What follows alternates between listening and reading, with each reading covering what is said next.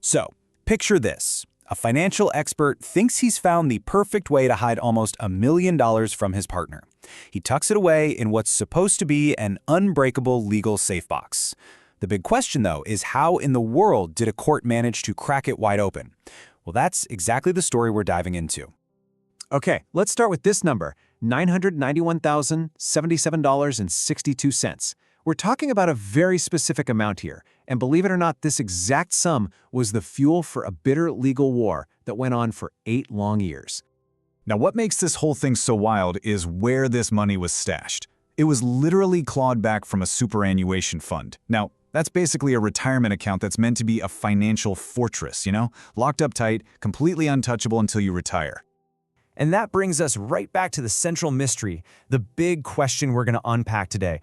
How on earth did they break open a financial setup that was specifically designed to be impenetrable? Let's find out. All right, so let's follow the money. It all starts with a couple. We'll call them Mr. R and Miss T. Now, Mr. R, he's a professional accountant, so he knows his way around money. They were together for 9 years, had 2 kids, but when they separated, it kicked off a legal battle that would drag on for nearly another decade, almost as long as the relationship itself. So just look at the timing here, because this is really at the heart of the whole thing. January 2008, the couple separates. What happens next? Almost right away, Mr. R starts moving cash, a big chunk of it, into his personal super fund. Fast forward to 2011, the court case is already in full swing, and bam, a massive $450,000 transfer. And then he does it again in 2016 while the legal fight is still raging. You gotta ask, is that a coincidence? Miss T sure didn't think so. So, as you can imagine, this set the stage for a huge showdown in the courtroom.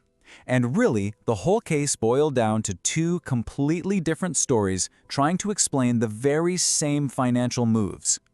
So you had Mr. R on one side, claiming this was all just savvy, legal financial planning to secure his retirement. Totally above board, he said.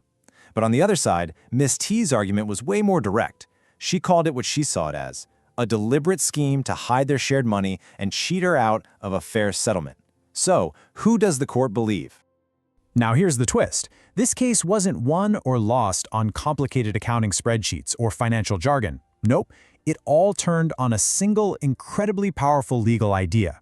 Miss T's team found the key to unlock that safe box, and it all came down to one little word: intent.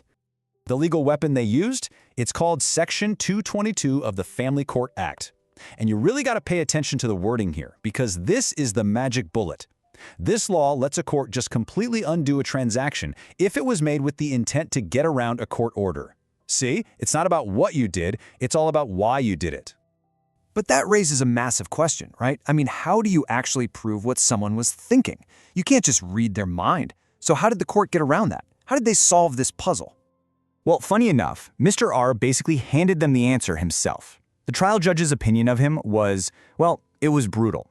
This quote from the judge says it all. He willfully obfuscated matters and at times blatantly misled the court. So his own dishonesty, his own contradictions in court, that became the smoking gun that proved his deceptive intent. And that brings us to the verdict. Because once the judge established that deceptive intent, he used it to come up with this absolutely brilliant legal workaround that made what seemed impossible totally possible. Here was the core idea, the legal judo move, if you will. The court basically declared that in the eyes of the law, the money was never legally in that protected super fund to begin with. So let's walk through the court's logic, step by step. First, they established the intent to hide the assets. Simple enough. Step 2, because of that intent, they used Section 222 to void the transfers, like make it so they never happened. Which leads to Step 3, legally speaking, the money never actually entered the protected fund. And this is the genius part, Step 4.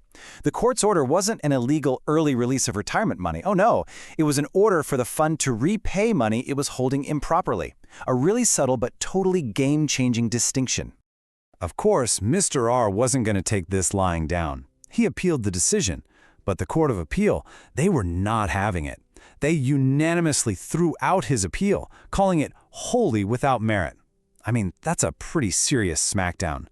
The original ruling stood firm. So, after this legal marathon that stretched on for nearly a decade, what can we take away from all this? What does this crazy case actually mean for you and me? Okay, takeaway number one, and this is a big one. Your superannuation fund is not an absolute, impenetrable safe box. Yeah, it has some powerful legal protections, but the courts have even more powerful tools to go in and get assets if they can prove they were moved just to get out of your legal obligations. Takeaway number 2 is maybe even more important. In a courtroom, your integrity is your most valuable currency. Think about it. Mr. R was a financial expert. He knew all the rules, but all that expertise went right out the window the second the judge decided he couldn't be trusted.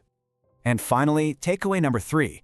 This case is the perfect example of how something that is technically legal on paper might not be lawful in its intent. You can follow all the procedural steps, check all the boxes, but if the underlying reason you're doing it is to defeat justice, the whole thing can be undone. Which kind of leaves us with one final thought to chew on, doesn't it? In this world of incredibly complex financial rules and all these legal loopholes, could it be that at the end of the day, simple honesty is the ultimate legal strategy?